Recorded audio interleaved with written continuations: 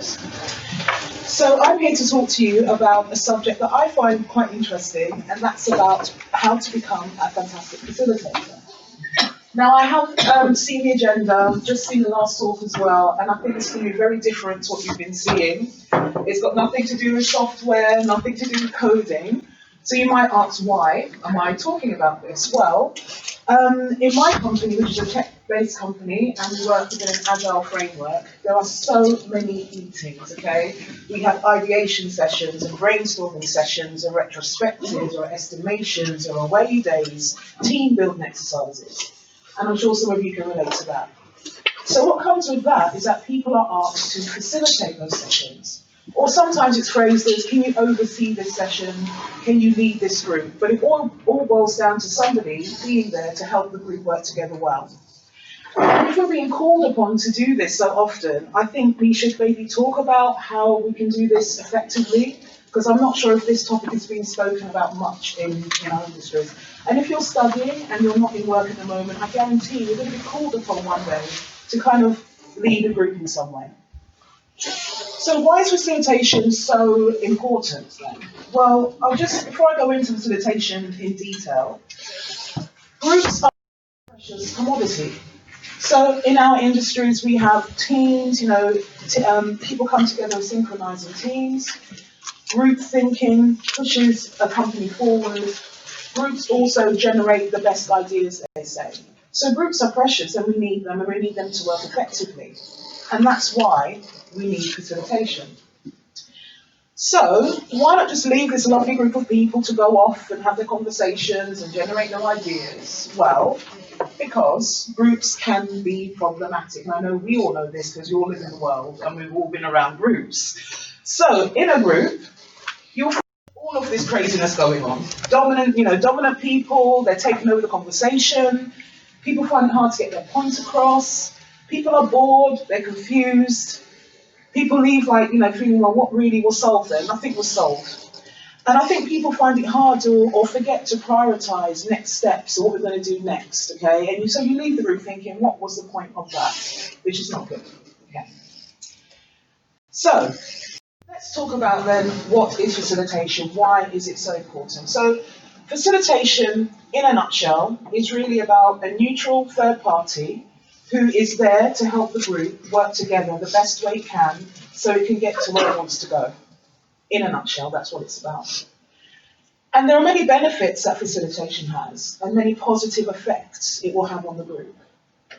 So first of all, by the very nature of the name, facilitation means to make something easier. And when you're in a group and there's somebody there that you know is sort of leading the process, well, you'll kind of relax a little bit. We know that people can't disrupt the group or people can't be that dominant because there's somebody here to help that process along. And that in itself relaxes everyone, calms everyone down. And so I think decisions are reached easier and obstacles are taken away quite easily when you have someone facilitating a group. Second of all, facilitation helps people feel safe enough to express how they feel. So when we have retrospectives and when we have away days and team building exercises, these are the spaces where people are wanting to say, well, I didn't quite like the way you dealt with that task in the last sprint, or I'm not quite happy with the way you did this. When a group is facilitated, people are more likely to be able to express their views and express complex issues and express their problems. That's really, really important because we want to arrive at the truth. Facilitation also helps to steer the conversation where it needs to go. So I know we're all busy. Sometimes we've got 45 minutes to get to the best ideas we can, or 45 minutes to build our team and understand where we're going, okay? A very limited amount of time. A facilitator can make sure that you reach that goal in that time, okay? They have an agenda, they know where you need to go, and they can steer the group in that way so you can get to your final destination. I'm quite sure you've been in groups where you've left and you thought, did we really solve the problem? A facilitator is trained to help you solve that problem at the end of the group. And lastly, just one other one, is that I think this is really important because facilitation helps a team to feel empowered. You own your decisions, okay?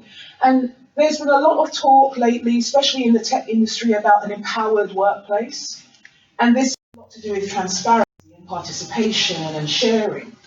And if businesses do, make sure they use facilitators and make it a common practice in their company, then this goes some way to encouraging those values throughout the whole of the company.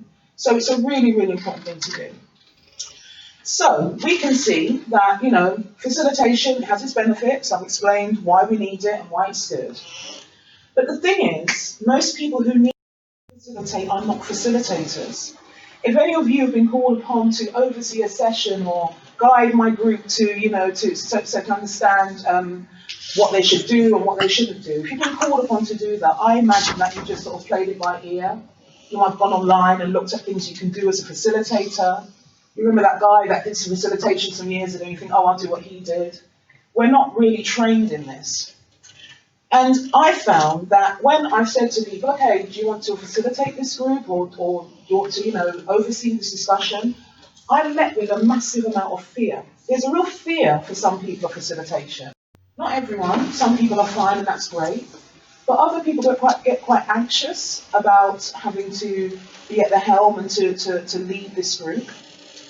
And some months ago, my colleague Katie Coleman, who's a senior product designer at Future, we did this workshop.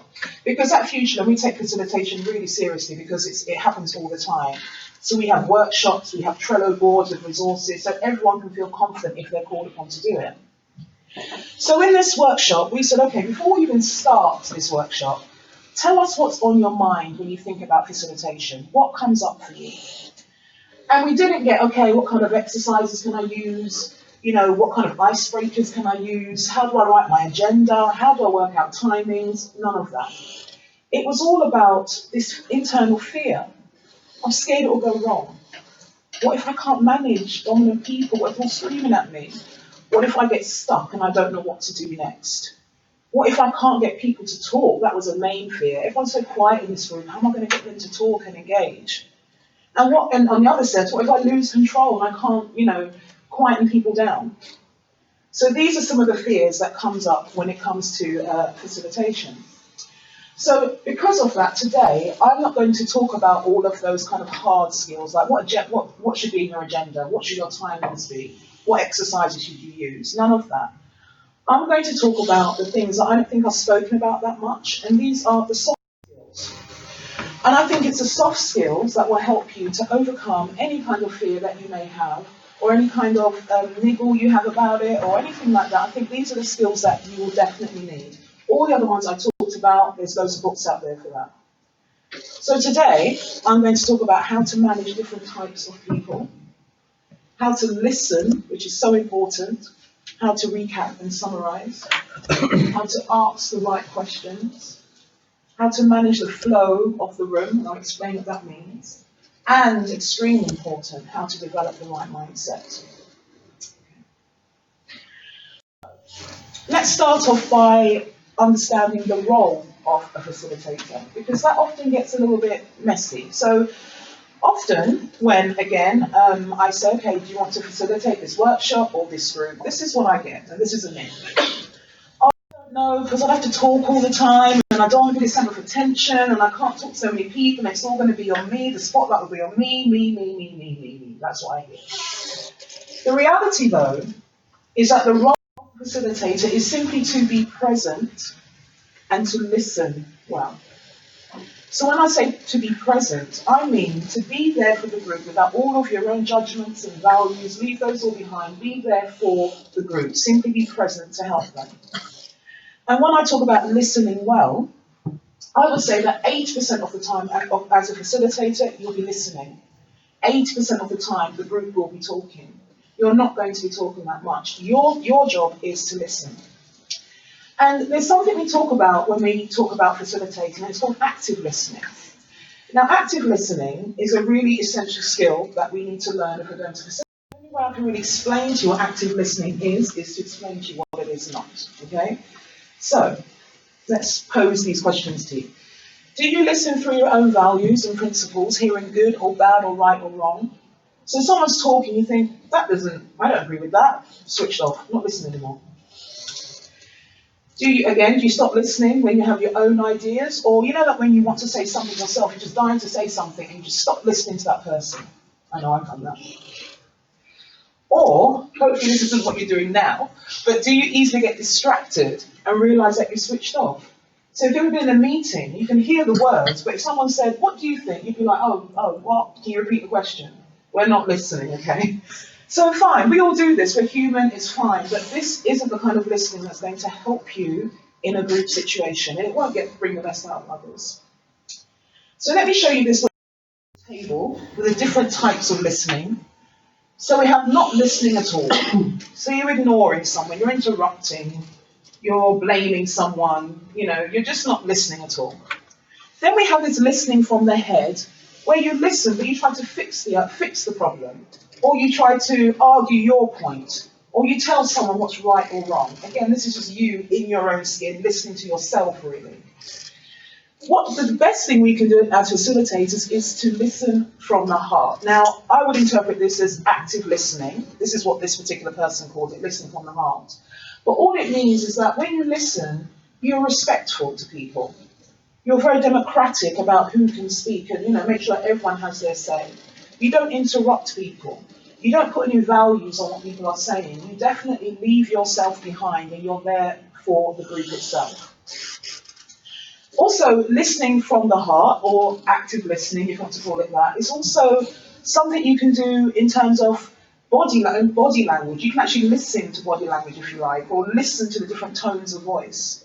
So if I was in a retrospective and I said, okay, how did you feel about the way your team collaborated last week on this task?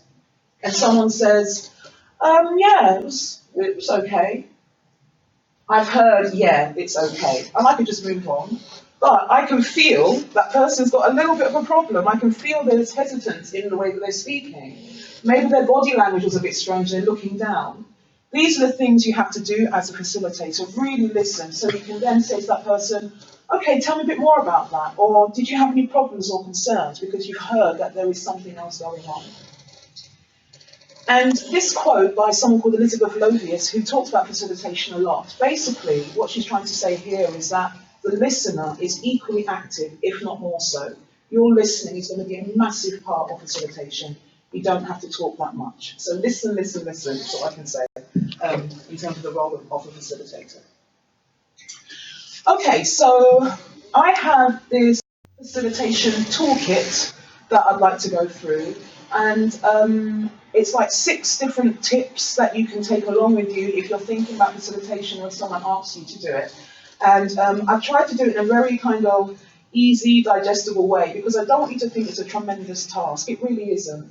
It's just about knowing what you need to do, having some tips and tricks up your sleeve.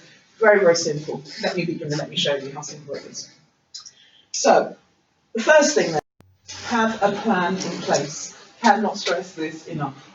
In my time of facilitating, the times when it's gone really bad, or I've really just not felt good about it, is when I haven't prepared.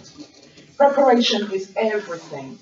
And it's like you've climbed half of the mountain if you've prepared at the beginning. And also, when we're talking about anxiety, I know it's a bit corny, be prepared, not scared, but that really is true. If you're prepared, you're less likely to feel anxious. So a good facilitator knows the importance of planning. And when we're talking about planning, I'm talking about the things you can do before the group, and also plan how you're going to start the group. Okay. So, things you can do beforehand. Talk to the person who requested you to be the facilitator. Now, I've had someone say to me, do you want to be a facilitator, Tracey? And I'll be like, okay, nothing more has been said. I've turned up and I've no idea what I'm doing or who this group is or why they need me to be a facilitator. That was a disastrous time, okay? You live and you learn. So what you do is you talk to the person and say, what do you want me to get out of this group? What are your objectives? Is there anything I should know about the group morale? Is there a funny kind of atmosphere going on? Are there some people that I might need to manage in a certain way? Are there people that might be disruptive? What would you want me to avoid? All of these questions will then help you to put together a rough plan of what you need to do throughout the whole session. Okay? Another thing that I find really important, that really puts you at ease, is to check out the venue. Now, for example, I've done something where I've arrived at the venue, and it's a little bit like this. The tables are like that, and I really wanted everyone just to be in a little circle, in a group. And then I'm all flustered, I'm moving tables and chairs and time's going on, everyone's kind of looking at me. It's not great, okay? What I do now is I go to the room, if I can, we can't always, but if it's in our offices, I'll go to the room and I'll think, okay, the flip chart is there, the whiteboard is there, okay, I'll do the exercise over there and I'll do this here. I'm working out how it will be before I get there.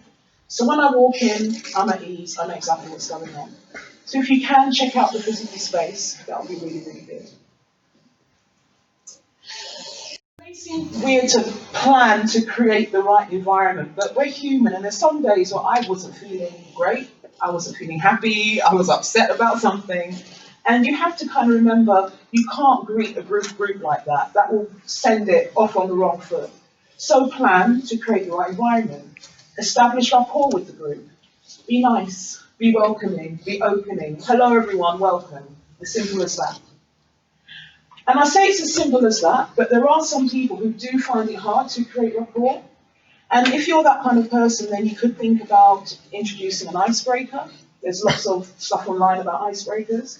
Or even music. I've done workshops where I've put some music on Spotify.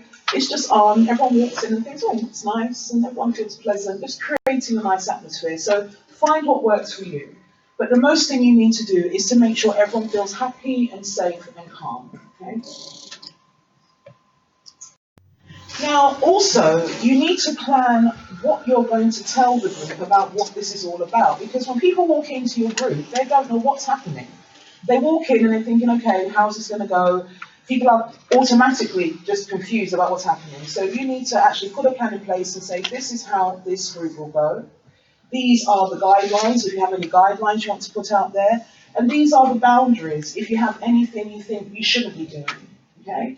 This is the time to just set the scene, and so everyone feels comfortable. So you've planned beforehand. You've looked at your room, you know what you're going to do, you've created a nice atmosphere, you've told the group what's going to happen, and you've set up guidelines. You're now ready to begin. So when you've done that, you probably feel confident, right, I'm ready now, everything's okay. If you don't do those things, you're going to find yourself flustering at the beginning of the session. Okay, number 2, develop beliefs that empower you. Now, what I mean here is, you need to develop beliefs that will help you to do the best you can do with your group, and also that will help you to feel confident. Because your state of mind is so key. I've done this for so long that I know that every time I do this, I've got to make sure that I'm feeling okay. I've got to make sure that I breathe before a session, make sure that I tell myself, Tracy, it's all going to be all right. And I still do that after so many years. Okay, and that's because you need to have a calm state of mind. If you're anxious, if you're upset, if you just run off a bus and you just burst into the room and you haven't settled yourself, it's going to affect the way you react to the group. It's going to affect your active listening. You're going to be thinking about yourself and the fact that you were late and all of that sort of stuff. So what I would say is you can do some sort of affirmations or incantations or mantras.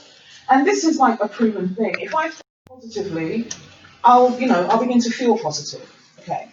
So these are some of the things that I've said in the past to myself. I don't need to have the answer. Often with facilitation, we feel someone's going to ask us something, and we're not going to, I don't know. One trick I'll give you is that if someone does ask you a question, okay, you merely say, what do you all think? Who wants to answer that question? How would you do that? Again, it's about you being present for the group. You're not the star, you're not on stage, it's about the group. The group's success is your success.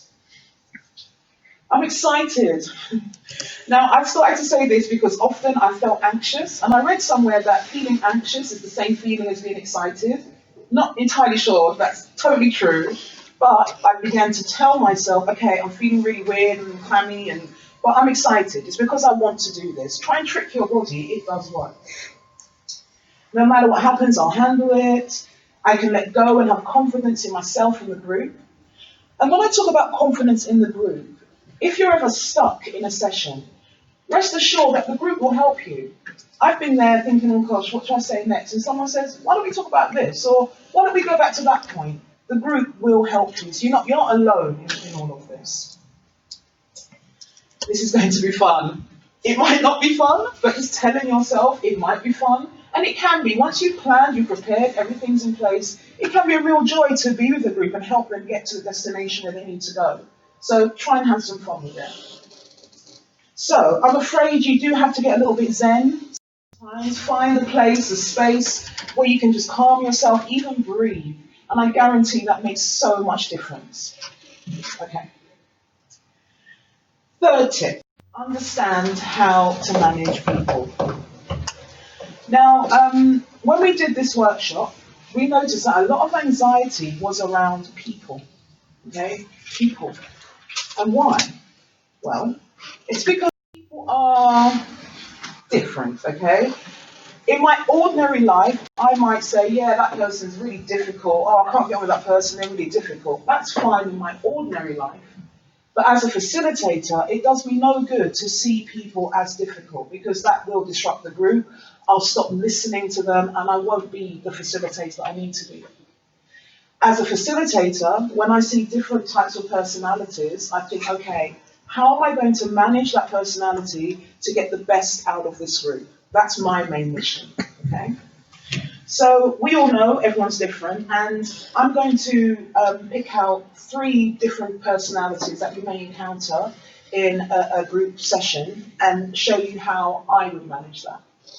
So, we have the dominant person. So we've all seen this person. The first to put their hand up, they're always in your face, they're talking over people, and you find it really hard to manage them, okay? So what do? Because this person really disrupts the group. It ceases to be a group, in fact, because that person's talking, the spotlight's on them, and we're all just sitting there with popcorn watching them. The group has now disbanded. You've lost control, okay? So this is what I do. So one thing I do is I use my body. I use my body language to try and calm people down. So let me show you. So imagine, I'm just going to pick you. Imagine you're really dominant, okay? And I've asked a question, you're just in my ear and you're going on and I can't get, no one else can get a word in edgeways. What I would do is say, okay, that's a really interesting point. Let's just park that for a minute. And what does everyone else have to say?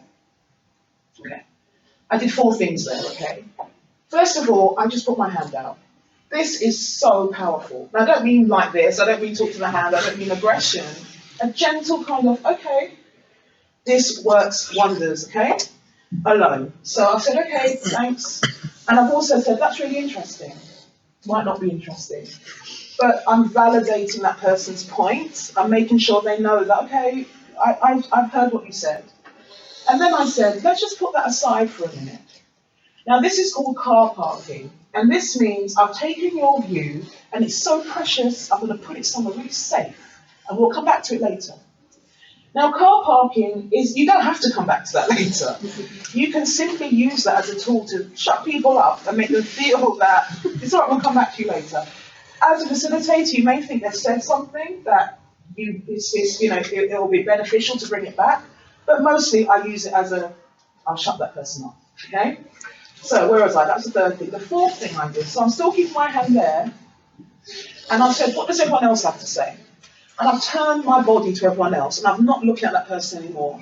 So that person kind of knows, okay, she's not listening to me, and I've hopefully invited everyone else to come in. So that's one way that I deal with dominant people. If the whole group is rowdy and going crazy, again, my body, okay, everyone, if we can just calm down a little bit. It's just putting your hands out and bringing them down. And so many times it makes me laugh. People suddenly get really, really quiet and they follow my hands and they're quiet now. So again, your body language does wonders. So just to recap, dominant person, make a hand gesture to stop them talking, validate their contribution, park it, and then turn your attention and your body to the rest of the room. Okay, another type of person we encounter. An introverted person or a very quiet person, okay? Nothing wrong with being quiet or introverted at all. But what can happen is you're really trying to establish a group dynamic. And when there are a few people who aren't saying anything, it disrupts the flow. So how do you manage that? Well, the first thing I would do, okay, I'm going to go to facilitator mode now, okay? So, okay, everyone, so we've heard some really interesting ideas here, but I feel like, we all need to have our say. So who hasn't said anything yet? That's one way of hopefully bringing someone in. Now, they may still be quiet after this, so another thing I'll do is, okay, so we really want to hear other people's opinions. I haven't heard what you said lately. Do you want to join in and tell us what you think about this particular thing? So I may point that person out. So hopefully then that person feels safe to talk. But the real trick here is once that person says something, then I'll say, okay, that's a really valid point. Who else agrees with that point? Or what do you think about that point? Or who wants to answer that point? What you've done is you've brought the quiet person into the group and got other people talking with that person. So hopefully they feel like they can come in more often because they feel like, you know, they're validated, people are interested in what they have to say. So, to recap then, remind the group that everyone's point is valid. This could be a guideline, like I said before, that you put up on the wall beforehand. Direct the question to the quiet person. Sorry again, sorry. And then validate their idea and invite others to talk about it. Now, I also know that in some situations, the whole group is quiet, all introverts. None of us like to talk. What do you do then? A couple of things that I would do, if I really feel that the conversation is not flowing, I might say, okay, why don't we write down what we feel about this particular point on a post-it note? All of you write it down, then I'm going to go around to each of you. I'd like you all to share. Now, some people prefer to work within that structure. They're not very good at spontaneously saying how they feel. So this can really help them to come into the group. Another thing you can do is put people into smaller groups. Okay, let's all split up into groups of 3. And between you, discuss the situation, then one of you can share back to me. Again, that's a way of stopping, or creating a framework, if you like, and not making them feel like they have to jump in and be spontaneous. Again, I've seen so many different types of people, and there are people that really feel uncomfortable doing that. So I try to accommodate their needs. Right, argumentative people or heated discussions. What do you do about them? Because they really will stop others from contributing, and all of the energy is on them, and now the group is disrupted. And as a facilitator, you're always trying to hold that group together. You don't want any disruption. So this one is easy. Body language. Okay. 2 people are arguing. Say you 2 are arguing, okay? I'll be like, okay, that's really interesting. But let's just see what the whole group has to say about this. So again, I'm using my hand. Stop. That's interesting. I'm validating it.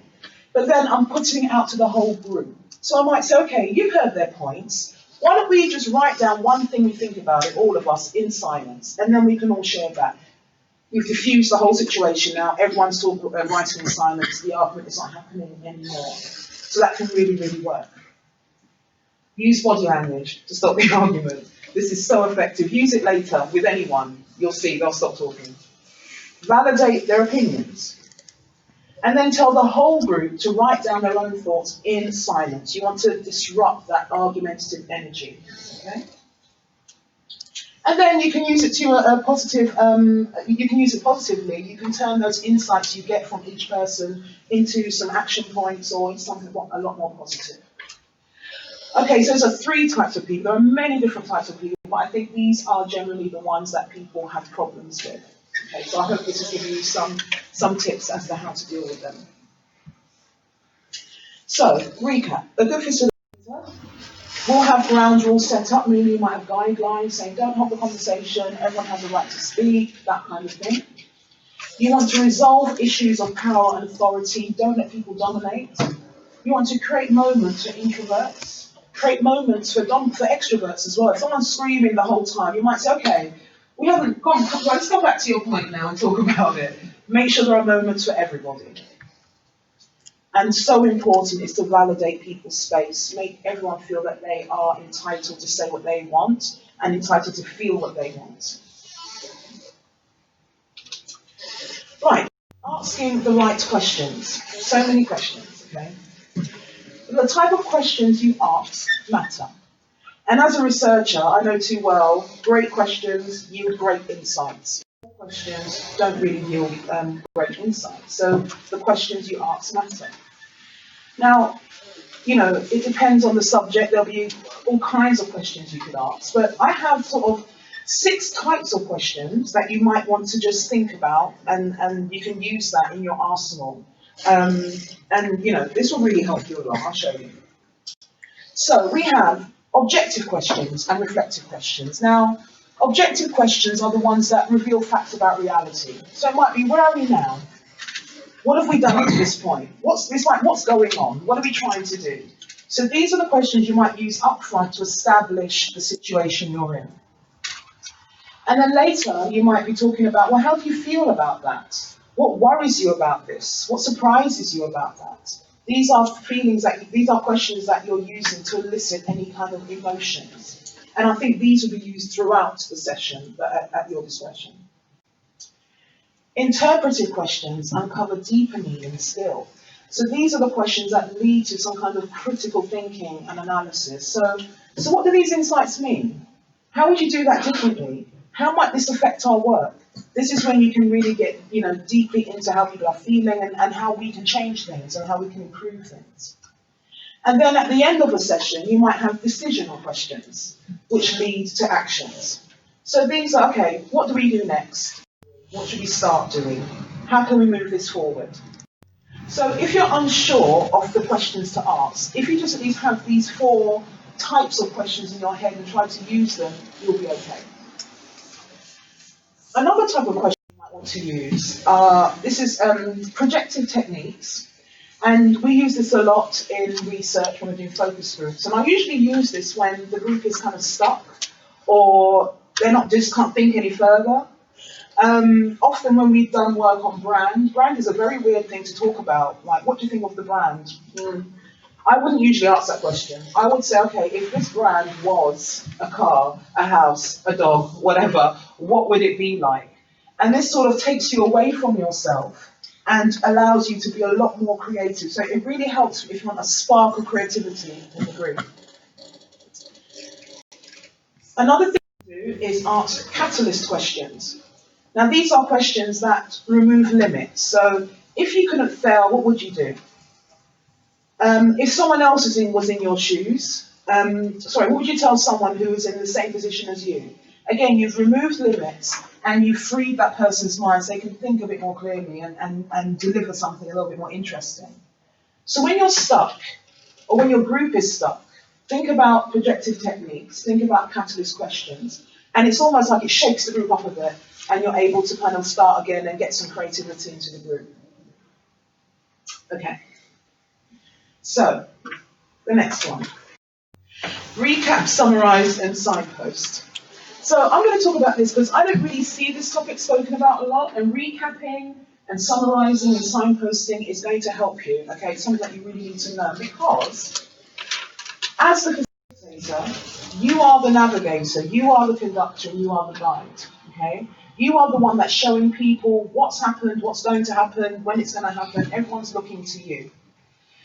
And if you'd indulge me in a music analogy, imagine that you are a conductor guiding, okay? And you are all the orchestra. That's what you're doing. So the violins are a bit loud, bring them down a bit. The guitars, you can't hear them, bring them up a bit. That's you, you're guiding the whole group. And you do this through recapping, summarizing, and signposting. So when might you need to do this? Well, when the group has gone off track and need to remember what they are trying to achieve, you might say, okay, let's just go back to these points that we looked at before.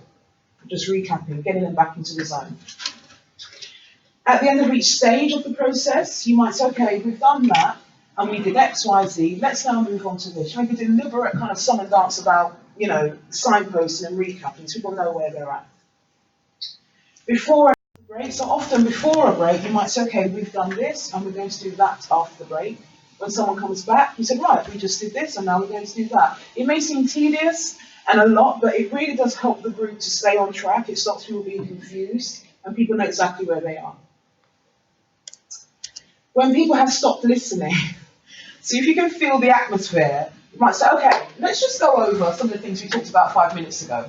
Let's just talk about that. You can use it as a way of unsticking yourself or getting the group to talk some more. Okay.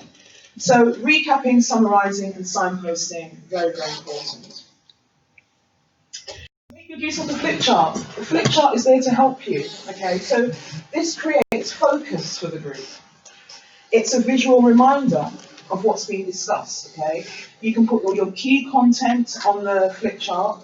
And also, there are those people who may use the flip chart to think, oh gosh, is that where we are? Oh good, I know now. Some people aren't always keeping up, so a flip chart will always help you. So it's your best friend. Use it, and it will do a lot of the work for you. Right, I'm going a bit quickly. I'll do this quite quickly. Okay.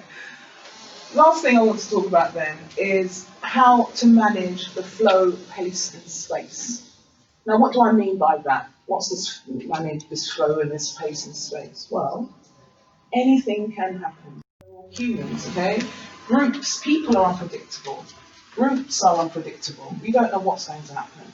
I've been in sessions where people burst into tears, where people won't let go of an idea, where I'm looking at my agenda and we're talking about nothing that's on the agenda. We've all gone somewhere completely different. So it's my role as a facilitator to bring that background again, okay? And to change things. And again, I've got another music analogy. Basically, as a facilitator, you're sort of improvising, okay? And you're a bit like a jazz conductor. A jazz musician, sorry. So I don't know if you know much about jazz, but in jazz, often people are improvising.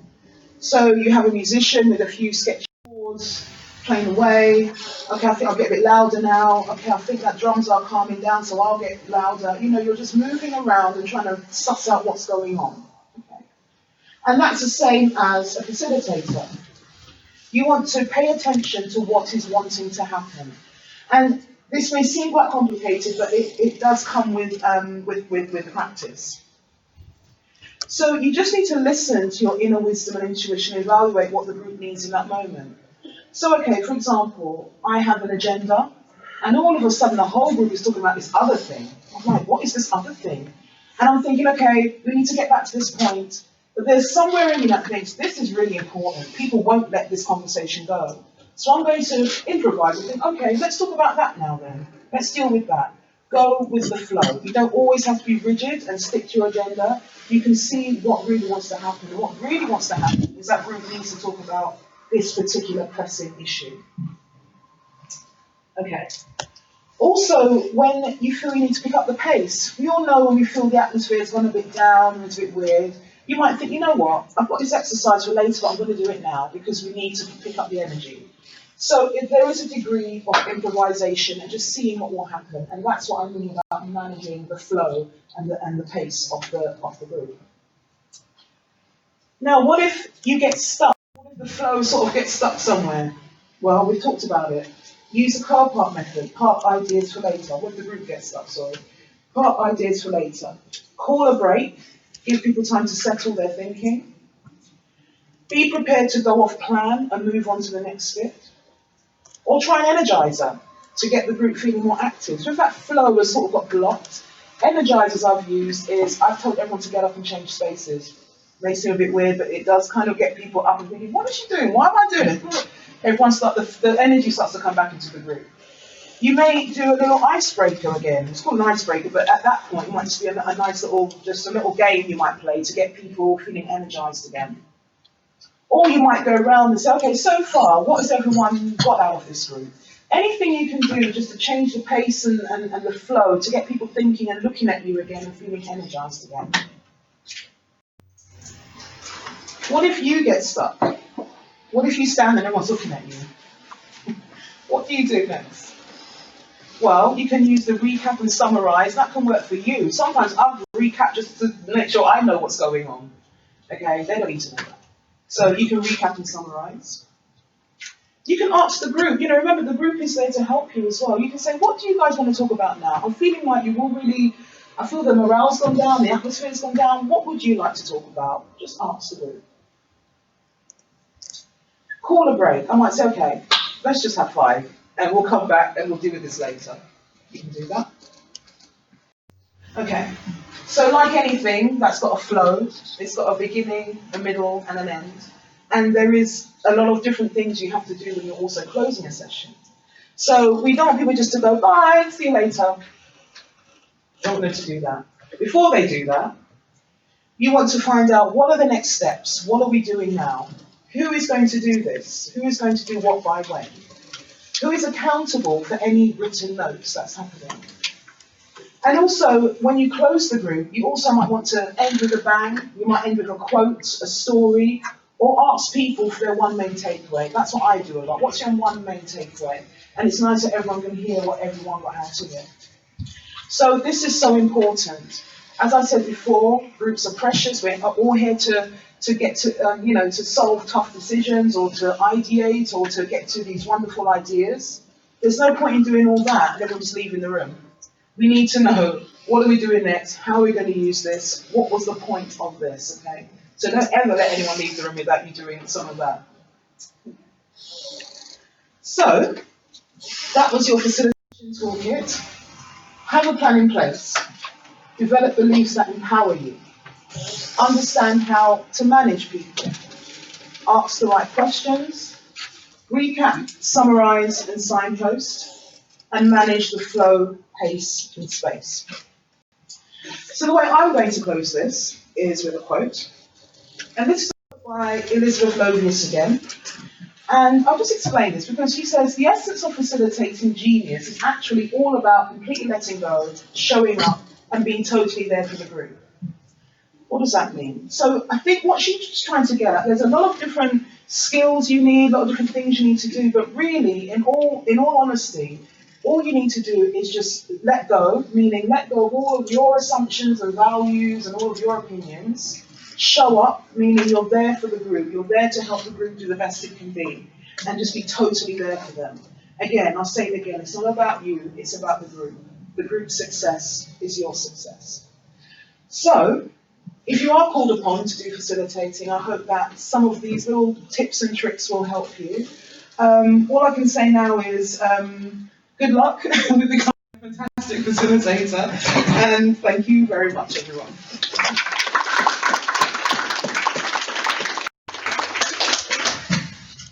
So, does anyone have any questions? We've still got a bit of time before our break. Yes? I can recognise some situations that I've either contributed to in a negative way or had to deal with. I particularly liked your idea of using hand signals. Mm-hmm. How, however, would you incorporate them if you are sitting around a boardroom table? Why not? It depends. I mean, are you facilitating? Stand up? Are you facilitating that boardroom table? If everybody's in a sort of around a table. I think it's about how you do it. You know, it can. Some people think, oh, it's a bit aggressive, putting your hand out. But it's a really. You might say, okay, that's really interesting. But can we have someone else's opinion? I would use it with anyone. We're all humans, and I think if you're there to manage that group, if that's your role, then you absolutely should. Just because they're board meeting. It wasn't so much board senior meeting. Right. It was about the fact because the way you were doing it was you were standing up and you were able to move and use your whole body. Right. But if you're sitting down in a tight space, do you still employ those same? I've done many of my focus groups sitting down, so I can sit down, and you can work on it personally. Okay. So it's a big group. Definitely, we're talking. That's really interesting, but what about the rest of you? You're sitting down. It's a very subtle gesture, and you can use it subtly to great effect without it seeming aggressive. So yeah, this applies to sitting down and standing up, if that's what you wanted to know. Yeah, definitely. Very, very subtle. Okay, put that on. Any other questions? Out of interest, can I ask how many of you are called upon to facilitate? Is it something that's happening a lot, or yeah, over there? It happens, right? And everyone just expects you to do it, right? So, okay. It's curious. I've often ended up being chair of something or other. Yeah. And it's quite different. So, in context of the NHS, for example, I've sometimes been lay member of a group with someone else chairing. And I've sometimes been chair of the group with another lay member in the team. And I have been extremely careful. So if I'm chairing, I'm not going to be the lay member. I'm just going to be the facilitator. Yeah. And the thing about she asked in terms of what to do in a board meeting. And again, this is something I have found quite interesting. If it's a small group of half a dozen people who have some understanding, and if the chair has done groundwork well enough to consult people to get to the agenda rather than throwing an agenda at them, usually the chair can be a little bit relaxed and let them carry on because they're not going to go to war as a general rule. But if it is a group of more than 12 people, you need to be quite disciplined about it. Yeah, I would say that. And of course, the most important thing is you need to be asked to facilitate. Otherwise, you end up becoming the first type of person that you just described. The dominant one. Yeah, because if you just take it on yourself, you just think, okay, I'm chairing this group. It's all about me. I'm going to run this thing the way I want to do it. If you're asked to be the facilitator, then you should understand what comes with that. Yeah. And it's almost like, the moment you become chair or facilitator or whatever, you lose your religion, you lose all your other identities. It's like you have no opinion, you're impartial, you're neutral. And that's what the group needs. They don't need you to say, well, I don't think that. That disrupts the whole group. You need to make them feel at ease and feel they can say anything. You're going to say, okay, that's interesting. What does everyone else think? I'm not saying I sound like a parrot and keep saying that, but I'm just validating. Validating people is one of the most important things in listening. Now, in my case, when I'm chairing / facilitating, I'm usually working really hard to get the agenda right. So people have a level of confidence in what's going on. Yeah. Have you been thrown at the deep end without being given opportunity to prepare that? And are there any tricks, or it's just these? Really, I walk around with a kind of virtual toolkit, and if I am thrown in the deep, I'm thinking, right, okay, I've got to ask these kinds of questions, projective techniques. I can ask those. I think it comes with it comes with practice. Because I've done it so many times, I can just kind of get into it. But I mean, I would say if you have no idea, the main thing to do is, okay, I'm just going to listen to what you need to tell me and try and help you get to where you need to go. You can just say, guys, what do you want to do today? Where do you need to be? Like right on the board, we need to get here. And you just try and help that along the best you can. If that's all you can do, if you've got no plan, no exercises, the best you can do is say, how are we going to get to this point? Ask the group, what do you want to do to get here? Should we do some brainstorming? Should we write down stuff on post-it notes? Should we have a conversation? The group can always help. You should never ever feel stuck. Ask the group. And every time I've said, guys, I'm not sure, what should we do? Somebody's told me what to do next. So I would rely on them.